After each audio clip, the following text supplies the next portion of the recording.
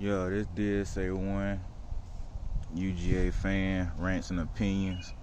It's something I've been having on my mind for a little minute now. I want to talk about the DBs or defense in general for a little minute, but I got to do some more research and find out who's actually here outside of Malachi Starks and a few other recruits that came in. But Malachi Starks is one of my favorites as far as being an all-around athlete. People keep constantly saying that Georgia has fell off. Not fell off in a horrible way, but their defense is not going to be the same. It's a once-in-a-lifetime generational team. That I understand. I completely get that. I'm not going to sit up here and argue that either, because that's one of the best defenses we've had.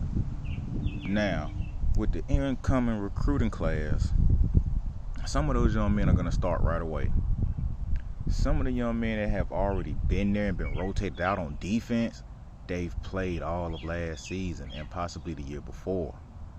So how is it that people keep thinking that just because we lost at least 5 starters off of defense, and I think we had like 2 or 3 come back, that the defense is not going to be prepared to take on whoever we face this upcoming season?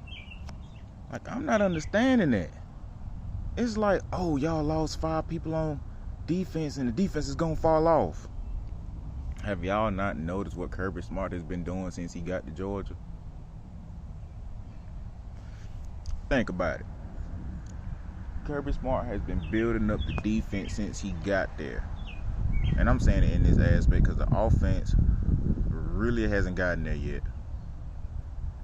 And I really don't want to speak on offense, but I feel like, I'm looking at it as if to give a point to what I'm saying. The defense in 2016, 2017, they were building up to what it was last year. We had people coming and going like every team has people coming and going. And the defense actually took off and did a miraculous feat. If they weren't sick before that SEC championship game, the way I look at it, we would have beat Alabama twice. And that's with Jameson on Alabama. Alabama fans talking about Jameson was burning y'all. He was burning y'all. If he was burning the defense so much, why he didn't get targeted more throughout the national championship game before he got hurt? Mind you, I don't ever put blame on a player for getting hurt. That's just a part of life. That's a part of sports.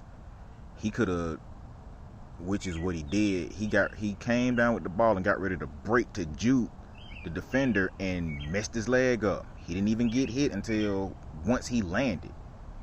Well, take that back. Once he landed and got ready to turn, that's when he got hit. His knee was already done at that point. So if that's the biggest play they had, and that's just with Jameson, if that's the biggest play they had with him in the game, what was he doing up until that point? Even if he was burning the defense, people, Alabama fans, not all of them, but some of these Bama fans talking like he was scorching the cornerbacks and the safeties. If he was doing that, why didn't Bryce Young just throw it up there so he can run it down? Like, that don't make sense to me. Oh, well, we need it. Well, if it wasn't for, well, if this would have, if was a fifth, I would be drunk consistently. I wouldn't be able to drive nowhere. Cause if that is annoying me to the aspect of when fans or people who like certain teams or certain fighters or whatever the case may be, people don't perform the way that they know they would normally perform, get done bad. Oh, this is the reason why.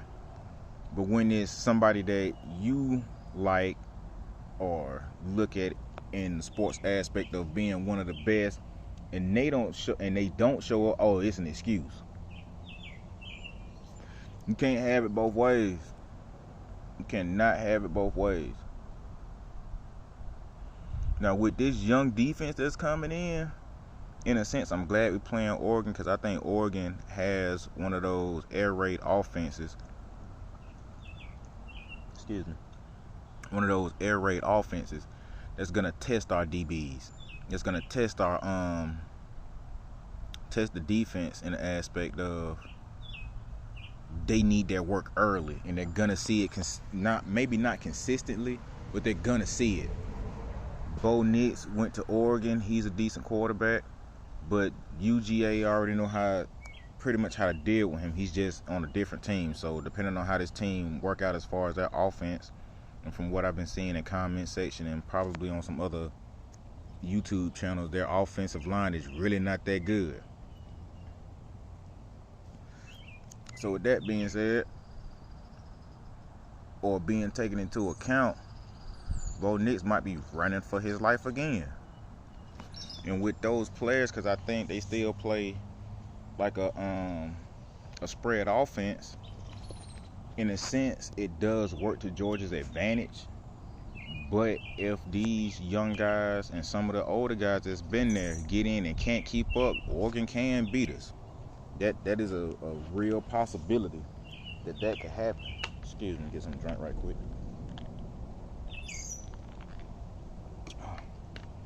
Excuse me. But with that being a possibility, it depends on how Kirby Smart and his two co-defensive coordinators are gonna attack that. I think Will Muschamp ran something like that, and then Mississippi State runs an air raid style offense. That'll prepare us for that game. And I think that's like 2 weeks after the Oregon game.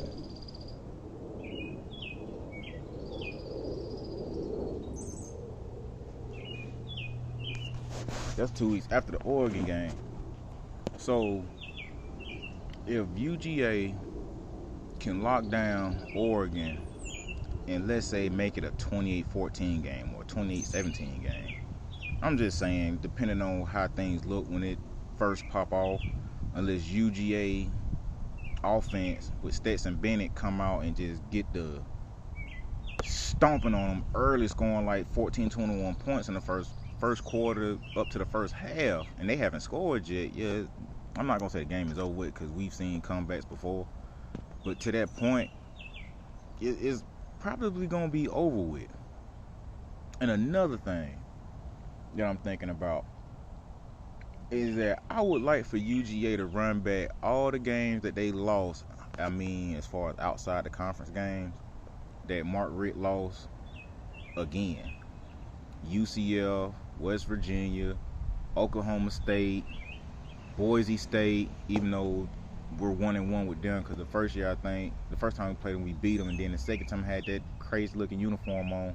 We lost in the Georgia Dome. Want them to run that one back. Lost to West Virginia. Want to run that one back. I'm not gonna say got done bad, but it was a nice loss to UCF. Want to run that one back. Oklahoma State. That's when Mark Richt kept getting these defenders that were not tall enough to run with Oklahoma State, as well as Missouri, and them dudes were like 6'3" and taller. I think the tallest corner and safety or safety was like maybe 6 feet, maybe 6'1". So I mean, with those receivers with a spread offense and your defenders are nowhere near that size, not to that back, they're not height wise equal to that. Yeah, Missouri did us bad that first time they played. And I'm saying just as far as stats wise, like it was all over the place and there was really nothing we could do. But Kirby Smart has done a miraculous job as far as getting the defense to the point to where they're able to keep up with what offenses are doing. As far as the defensive line and the inside linebacker, I would just like for him to get more safeties and corners to be somewhat close, if not equal to what the offenses are looking like. Just imagine if Georgia would have had a George Pickens style defender, or I can't remember the young man's name. It escapes me. He was on offense as a wide receiver. I want to say Curious Jackson as a defender. most of them players that they had, speaking on Alabama, most of those players that they had, with a defender like that could jump with you. He may not have breakaway speed, but he can at least keep up with you and jump with you. It wouldn't have been that big of a deal. Hopefully this 2022 recruiting class and 2023 recruiting class has that, have those type of players coming in. Now, I'm trying not to think on the Arch Manning situation, but as far as the offense goes, and excuse me for being all over the place right now, I'm trying to keep it together, but as far as the offense goes, we literally have 4 QBs, possibly 5, and one of them is running it because he played in the national championship, did a good job in the second half, and helped bring the win home. And this is not taking nothing away from the defense, but the defense is not necessarily going to score points every time they get out there. The offense's job is to score points and keep scoring points. The defense's job is to hold them down, or even possibly, if the opportunity presents itself, to score a touchdown, which is what happened at the end of the game pretty much. Keely Ringo picked it off, ran it all the way back. Now, if our defense was doing that almost every time they was out there, plus the offense scoring almost every time they're out there, Georgia's going undefeated. But that's not what's going to happen. Got to work with what you got, and hopefully that puts Georgia back in the playoffs this year.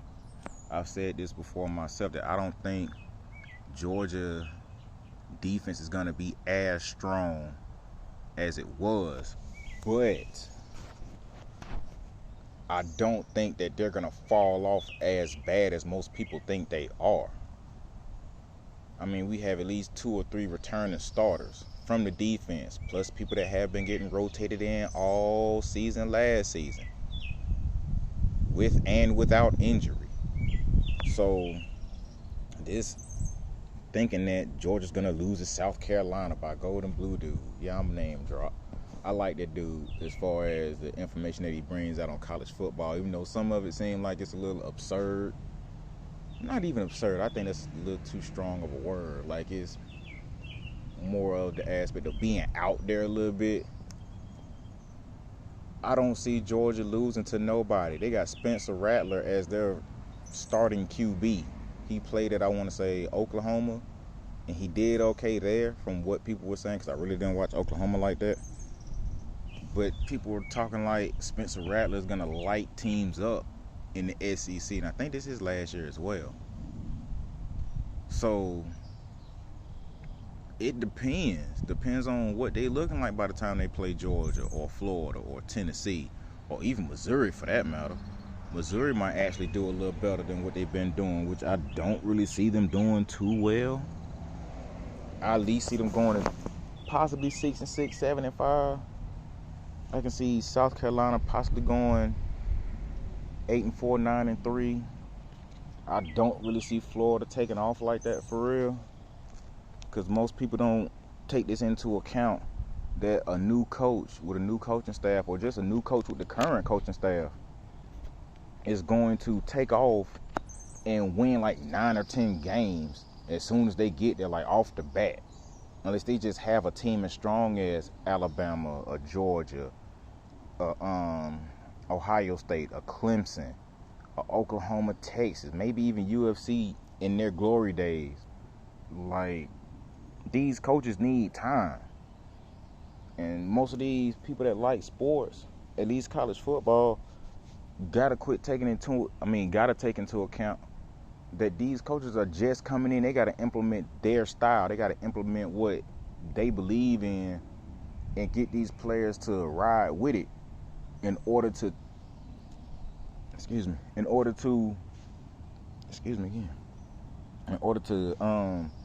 have a successful program. These fans out here acting like as soon as you get to a program, you doing it in 3 seasons, not realizing that in those first 3 seasons, he's not dealing with the players that he recruited right off the bat. Like Lincoln Riley brought maybe 2 people from Oklahoma and then went to the transfer portal and got people like he didn't recruit, air quotations, recruit all of those, not him, but the school that he's with didn't recruit those players at that point in time, like straight out of high school. They came out of the portal from other schools and left other schools and transferred with him. So until Lincoln Riley gets in 5 years, that's to get his first year seniors out of there, juniors, sophomores, and freshmen out of there. And that by that 5th year, that should be everybody that him and his staff has recruited to come in and start showing something. Because this thinking that as soon as a coach get there, they should be able to just take off and win 9 to 10 games depending on the conference that they in, it's not going to happen like that. And Auburn, Auburn fans and Tennessee fans are ridiculous in the aspect of, well, maybe not Auburn fans, but I say the Auburn staff. They're trying to get rid of a coach who they asked to come there. They got rid of not Gus Malzahn. They got rid of the other dude. Then they get him from, I think, Boise State. And during the offseason, you're trying to get rid of the man. Like, what was the point in doing that? That was stupid. In Tennessee, they didn't even like the coach that was coming from Penn State. Wanted him out of there. Look at him. Looking pitiful. Looking real bad right now. I don't feel bad. I really don't. Because y'all want coaches to come in that y'all like, but y'all don't even give a man a chance to actually do anything. But I know them buyouts look real good, though.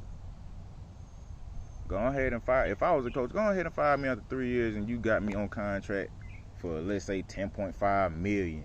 And I get the first half of that up front. Yeah, go ahead and fire me. That's cool. I'll bounce around from school to school getting fired and constantly getting residuals off of all of y'all, because that's what schools are doing. Iowa, on the other hand, they keeping their coach. They have not let that man go at all. And some Iowa fans that I've talked to, as far as internet-wise, they sick of that dude. They really want him up out of there. I mean, I can kind of understand it, because it's like Mark Richt. I'm not even going to say 2.0, because I think he was at Iowa before Mark Richt got to Georgia. And he's still going. It is what it is with that situation. I don't really know Iowa's situation in that standpoint or in that aspect. But when it comes to conference realignment or adding more playoff games, because people don't like the 4 that's here now, I look at it like this. SEC is about to get Oklahoma and Texas. A lot of folks that I've seen from YouTube that talk about how Texas was, in a sense, bullying the Big 12 on being able to tell folks you can't do horns down. If you do, you get a penalty or something to that effect. Bring that shit to the SEC if you want to. You will get laughed at and you will get the horns down immediately, just because the SEC ain't trying to hit it. Now, what would make me mad is if they turn around and give them that because their feelings are hurt. This big boy football, we ain't trying to hit that. Everybody get clowned, regardless of who your fan base is. You come in with their horns up and you don't like it, and folks do the horns down and you get upset, well, win the game. Win the game and shut people up. In Oklahoma, I don't really see no issue with them as far as that go. They just pretty much do their thing. They get out there, play football, win, lose, or draw, whatever, and they just take it right back on in. And the other reason why I'm saying that, because I'm going to use this as a prime example. The Gator fans, they love doing the chomp. When Florida is either getting beat or blown out and the opposing team does it back to them, nobody says anything. Like, the Florida staff is not trying to get the SEC to tell people to stop doing it. Like, I don't, that's why I'm saying it in that regard, is that when Texas come in, and depending on what pod they in, if they go to pods, and depending on who they play, especially if it's Arkansas, better known as Arkansas, they get to doing their horns down. What you gonna say? You gonna go crying to the SEC? You gonna go crying to the commissioner to tell them to make them stop? If anything, that'll more than likely make more teams do it. And especially if Missouri beats Texas or Oklahoma, I'm not saying it's gonna happen. I'm just saying in a hypothetical situation, if it does, that's gonna be crazy. That's gonna be, to me, 3 big wins since Missouri has been in the SEC that they have on their belt. They could chalk up and say, yeah, we beat Georgia, we beat Texas, and we beat Oklahoma. They haven't seen, I think they've seen Alabama once, maybe twice, and that was both times they went to the SEC championship. So they lost both of those, and I think they lost them in dramatic fashion. Like, I don't think those games looked good for Missouri at all, and they haven't been right since. But I'm kind of excited. Hold on for a moment.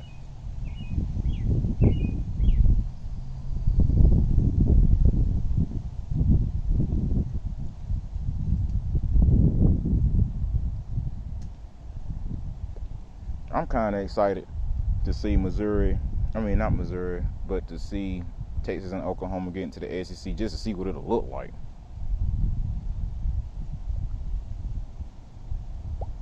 And I made a mistake earlier where I was saying Georgia was supposed to play Texas again after they lost to them in the bowl game, like it's supposed to be a home and home or something like that. That was Oklahoma. I made a mistake on that. That was Oklahoma they were talking about doing it with.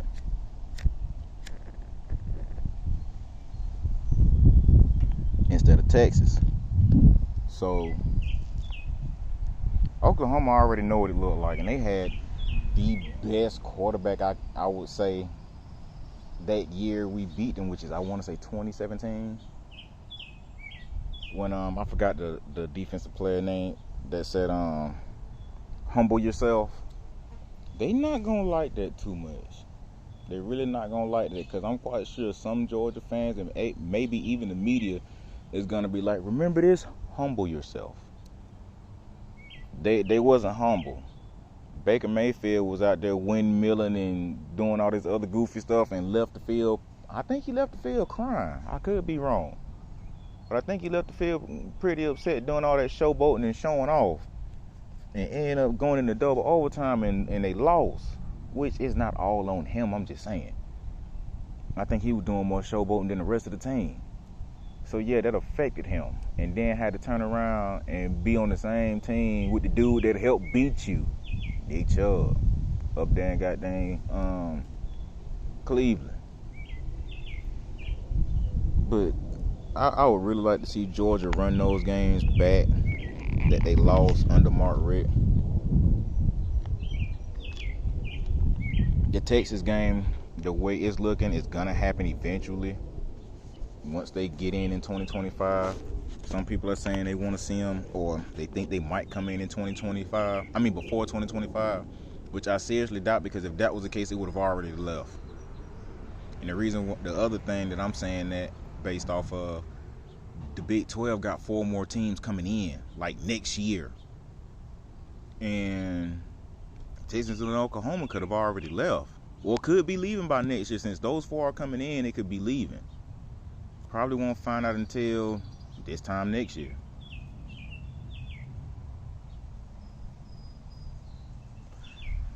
So when Oklahoma and Texas come in, depending on how that pod works, because from what I was saying earlier, some people were speculating on how the East and West Division would look. Take Alabama and Auburn out of the West, bring them into the East, and put Oklahoma and Texas into the West. I did like that idea. I mean, I still do like the idea. But one thing about it I don't like is seeing Alabama every year in that regard, because it's like, it's not our arch rival or possibly our nemesis, you could say.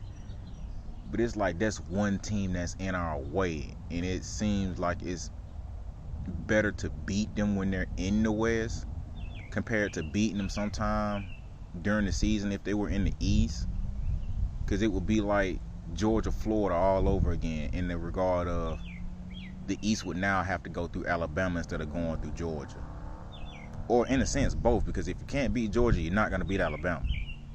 So it'll be Alabama, Georgia, and everybody else under that.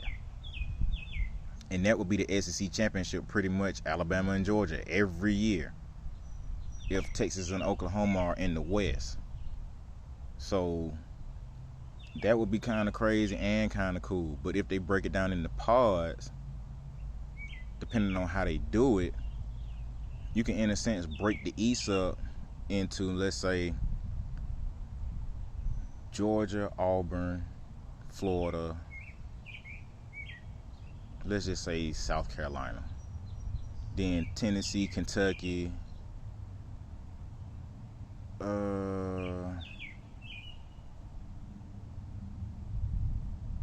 Alabama, maybe Missouri. Nah, that'll be too far out the way. But anyway, I'm not even finna try to rack my brain on trying to figure out how all that's gonna work.